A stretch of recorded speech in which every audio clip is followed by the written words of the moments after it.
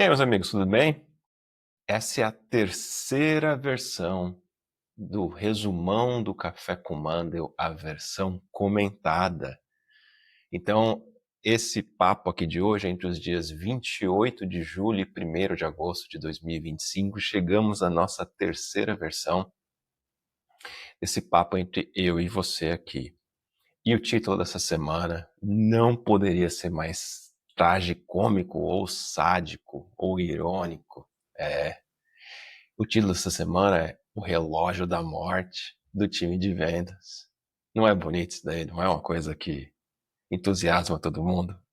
É uma coisa meio tragicômica, né? Mas é pra chamar atenção mesmo, é pra realmente todo mundo ver o vídeo e vamos com tudo. Então vamos pro resumo da semana.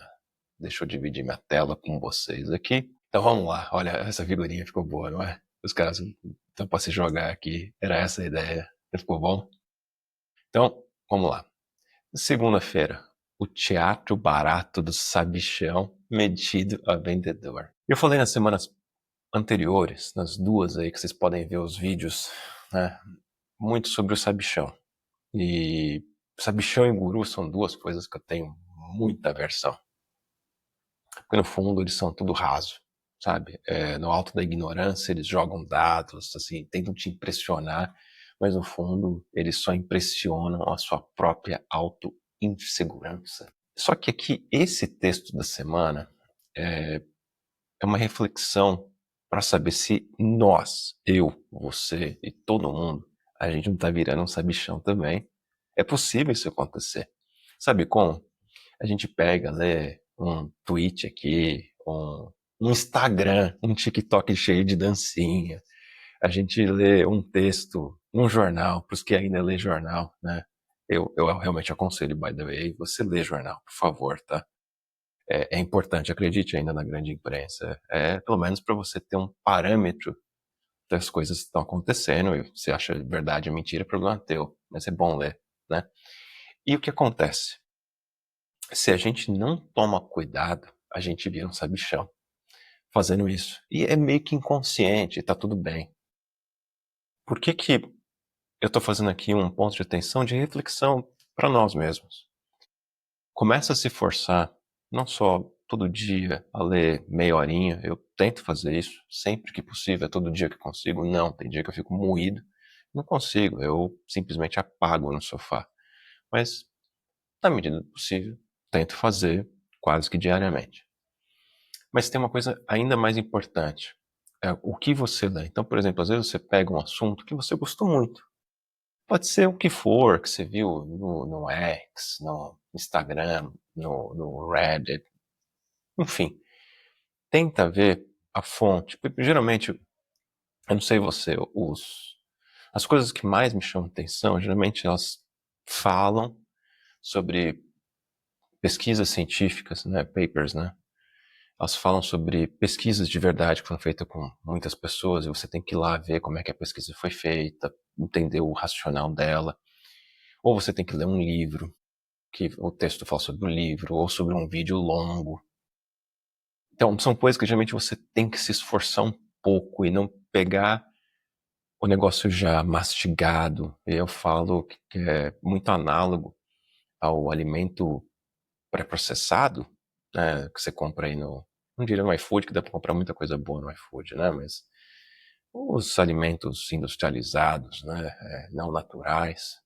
É a mesma coisa que você ter um contato ou cuidado com o que você está comendo, mas veja só, você não tem o cuidado com o que você está lendo e prestando atenção. Então, tenta fazer esse esforço também para começar a procurar a essência daquilo que mais te chamou a atenção, porque senão você corre o risco de virar mais um sabichão. E isso não é legal, né? E aí, deixa eu fazer o merchan que faltou, né? Primeiro, se você quer seguir esse canal, curte o vídeo, enfim, você sabe todas essas palhaçadas aí, tá? Mas o mais importante é que você pode comprar o livro do Café com Mandel. Eu escrevo todo esse conteúdo diariamente, né, nos dias de semana, nos dias úteis, de grátis, né, gratuitamente. Então, você tem um livro que reúne todos os assuntos por né, bonitinhos, são 240 textos ali, é bastante coisa. Então, você pode comprar ele e-book, você pode comprar ele no Kindle, você pode comprar ele até impresso para os que gostam do papelzinho, né? Então, fica aí o merchan. Na terça-feira, olha, isso daí é uma reflexão de tanto fazer forecast na minha vida como vendedor. Eu venho criando equipes pelo menos desde 2017, tanto no Brasil quanto nos Estados Unidos, enfim. E as coisas, os problemas são os mesmos, tá? Só muda um pouco de escala, com pitadinhas de diferenças culturais que são muito importantes, fazem toda a diferença, mas assim, os problemas macros são os mesmos. E tem uma coisa que, se você não tomar cuidado, você erra. Que é o quê? A mentira doce do consenso. O que é a mentira doce do consenso? Às vezes você pergunta para o vendedor, isso acontece com qualquer um, inclusive os melhores vendedores às vezes caem também nesse erro. O cliente falou que vai fazer tal coisa. O cliente falou que vai fechar. O cliente confirmou para mim, você não ouviu? E de fato, às vezes você até ouve mesmo. Mas tem uma análise muito importante. Qual foi o motivo que o cliente falou que vou fazer, tá? Você tem que ter uma clareza mental muito grande para analisar se o sim do cliente, vamos assim dizer, né, o compromisso do cliente, o micro compromisso do cliente, vou fazer. Por que ele aconteceu? Foi porque você colocou uma oferta muito boa, mitigou o risco, fez tudo bonitinho, ou porque às vezes o cliente está cansado de você, de mim, de todo mundo, e falou, cara, beleza, vou fazer, tá? E nada acontece. Algumas vezes que o cliente não responde, não foi só porque você qualificou mal e não cobriu todos os riscos. Porque o cara já está cansado e não está a fim de te dizer isso, então ele te evita um pouco. Então, tem que tomar muito cuidado com isso no forecast para saber como que chegou-se ao compromisso do cliente. Se foi pela clareza da oferta, qualificação muito boa, tudo certinho, ou às vezes, até pelo perfil da pessoa, você saca isso, se o cara simplesmente só deu um sim pra, ele já tá cansado do cara, e falou, deu sim, falou, puta, beleza, ele viu que você se esforçou, tá, puta, né, vai pra frente aí. Então, muito cuidado com isso, eu coloco até aqui, concordância forçada é com o aplauso da plateia pago, né, todo mundo tá lá, que nem aqueles show de plateia, sabe, que tem por trás um cara, pra todo mundo aplaudir. Então, cuidado para que o seu deal não seja também essa plateia paga aí, que enfim, do que ela vale, né? No texto seguinte, é a valsa sem fim dos que não sabem o que querem. Olha, tem uma coisa que é muito importante agora, que tanto eu quanto você, todo mundo está observando, estão surgindo muitas empresas de AI. E aí, como AI é algo muito novo, é muito comum que sua empresa, vai ter que pivotar, mudar radicalmente o negócio. Às vezes você está fazendo um software de AI para o agronegócio e de repente você se vê que o cliente está comprando é a sua consultoria de prompt. Estou aqui só viajando com você, tá? E esse é o seu produto. Então, uma coisa muito interessante que eu vi essa semana é a Olivia Moore. A Olivia Moore, ela uma das pessoas que eu mais leio sobre AI, porque ela dá umas dicas de produtos, de serviços, coisas que ela está testando. É muito bacana, eu leio ela muito no X. E ela recentemente, essa semana, ela falou que das 5 recentes empresas investidas pela A16Z, né, que é Andreessen Horowitz. Eu falei, bonito e certo? Provavelmente não. Das 5, 3 mudaram o negócio radicalmente. E votaram, por quê? Para achar o famoso PMF, né? O negócio correto da empresa. E está tudo bem. Com AI, muito possivelmente, isso vai acontecer com uma grande intensidade. Então, até se você trabalha numa grande empresa e está num time de inteligência artificial, muito provável também que o seu time vai mudar radicalmente várias vezes até achar o seu lugar ao sol. E o empreendedor que não entende isso, né, ele, enfim, ele vai ser mundialmente famoso em casa, enquanto o humildão que está lá pivotando o quanto for necessário, ele talvez vai conseguir mais negócios. É uma coisa que tende a se acentuar muito com AI, então fica aí a dica para quem quiser, né? Leia a Olivia Moore, ela é muito melhor do que eu falar sobre AI, eu leio ela para aprender. E observe que realmente esse mercado ele vai ter que fazer mudanças constantes para tudo isso, tá? E agora meu cachorro latiu, você deve ter ouvido, tá latindo de novo, mas essa é a vida do Café com Manda. Na quinta, chegou o tema querido, o tema sádico, o tema gostoso, né? Que você fala, nossa, que horror. O relógio da morte. Morte do time de vendas.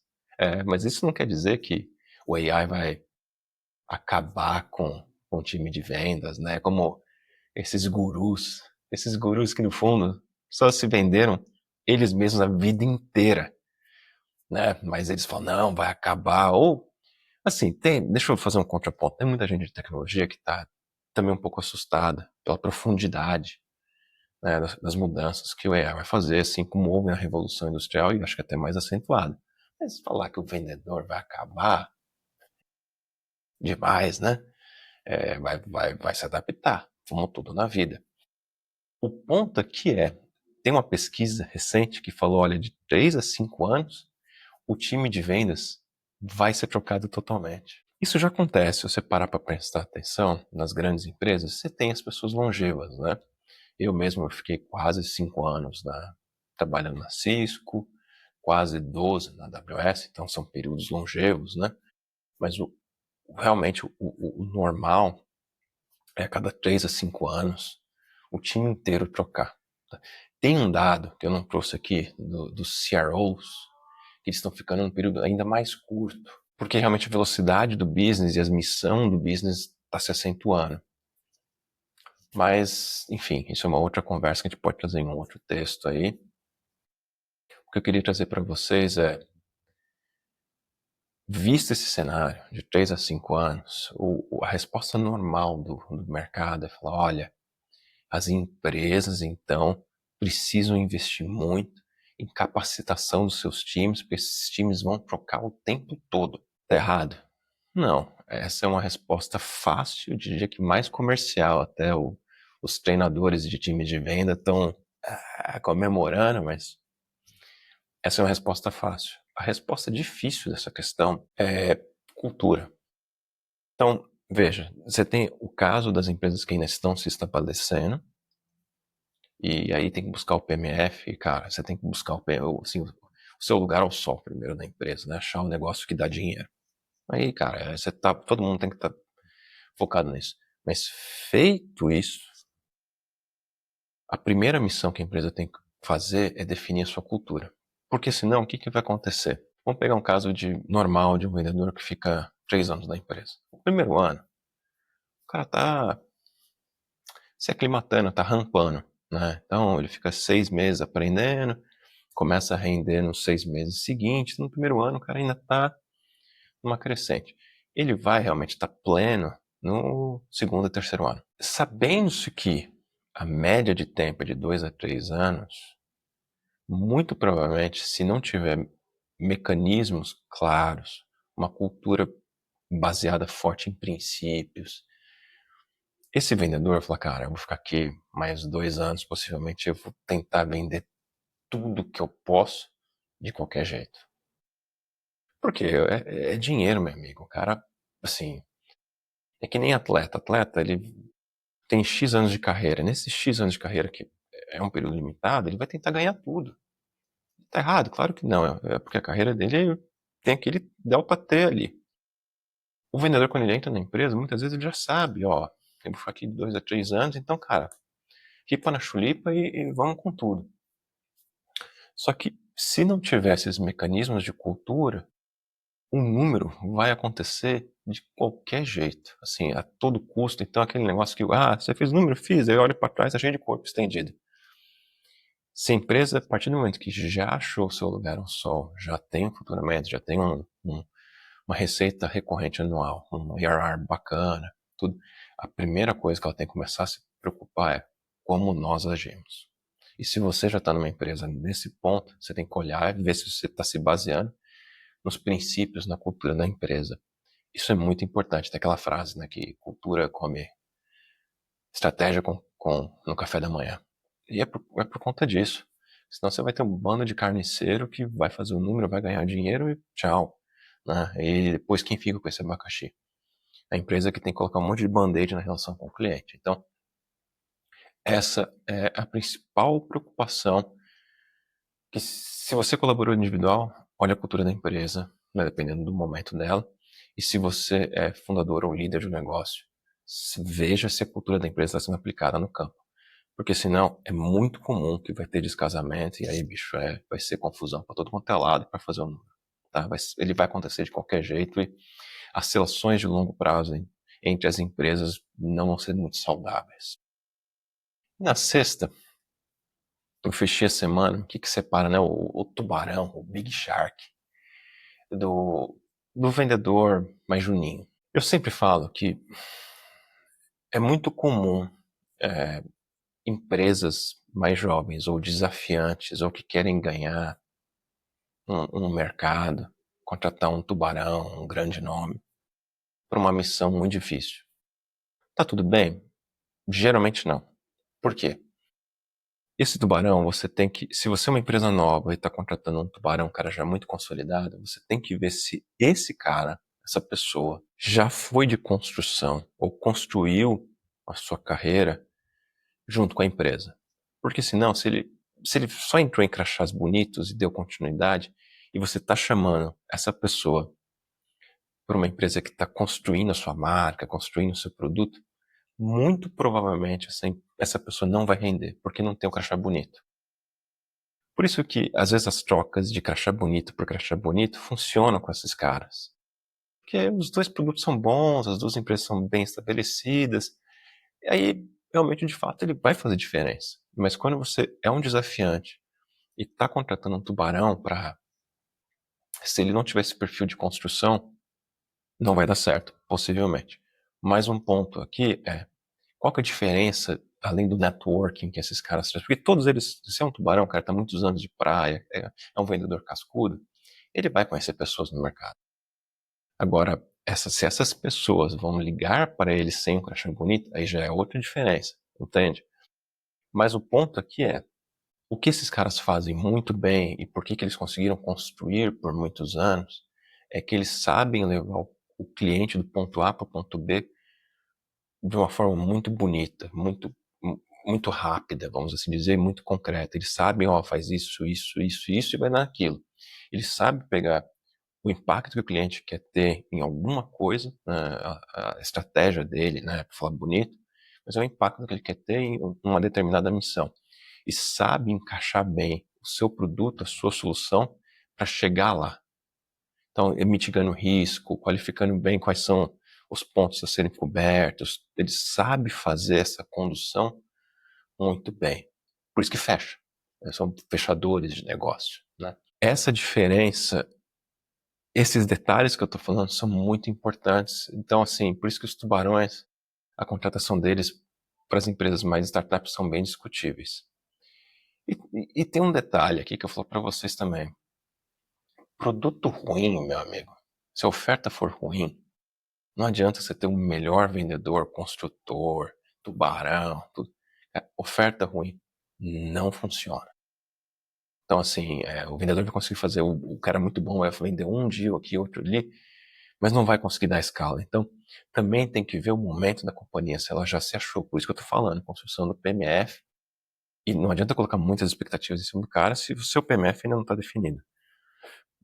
É isso. Gente, esses são os textos da semana. Eu espero que vocês tenham uma ótima semana. Voltamos aí com mais uma edição do resumão comentado do Café com Mandel na próxima semana. Se você gostou, assina também o Substack para você receber bonitinho por e-mail, né, todos esses textos aqui. E também você pode me seguir no LinkedIn, nas redes sociais, por aí, para você também ter esses textos. Mas a assinatura do Substack, que é gratuita, é o que garante que você vai receber isso por e-mail bonitinho. Tá bom? Gente, ótima semana a todos.